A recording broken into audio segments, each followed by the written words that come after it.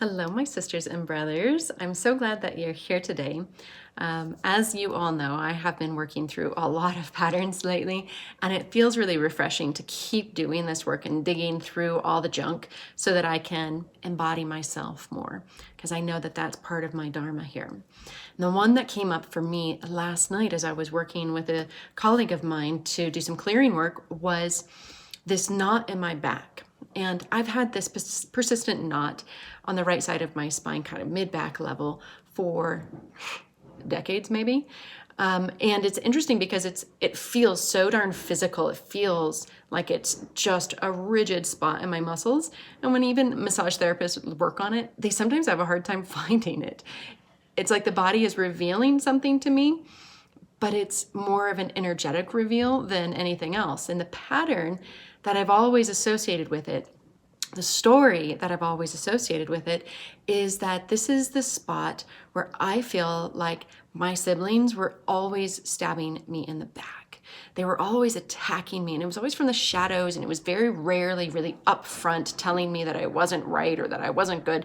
It was always kind of in the background, and they didn't probably even know what they were doing at the time, but it's been persistent for my whole life, basically.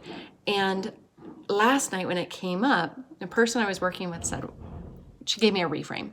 She said, if the universe is always working for your highest good and healing, then how can this be a positive for you? How can we shift this perspective to know that this is right for you, that this is something that's helping move you forward on your path?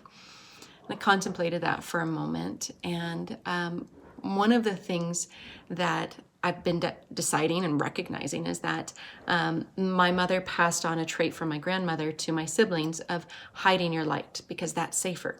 And when I came along, I didn't want to do that. I didn't want to buy into that pattern, that ancestral story. And so they didn't like me for that. And they kept pushing me when I wasn't like that, which seems so weird and backwards, but it makes sense that I am this person who is filled with light more than they can express themselves because they're not sure if it's safe or not. And when I'm not embodying my fullness, they poke me right in that spot to say, hey, wake up, be more of you. Wake up and stop pretending. Become who you're really meant to be so that you can keep us inspired and feeling like it's possible to do this in this life. And I know that my job here on this planet is to embody my wholeness so that I can inspire other people to embody their wholeness. And so this reframe of recognizing that it's no longer a stabbing in the back, but it's a poking, it's a reminder for me to be me and to stop living other people's storylines for me. So that felt really nice to be able to recognize that that's actually a good thing in my life. So my curiosity is, what kinds of things do you have stories around that you have made into a negative story, but possibly could reframe it and shift it into positive?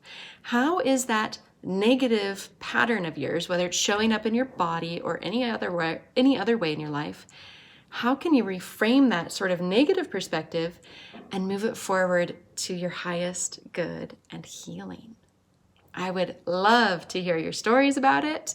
I can't wait to hear your shares. So many blessings to you on this path of healing, of clearing, and embodying our fullness. We are together in this journey, and I'm so glad you're here. Mwah!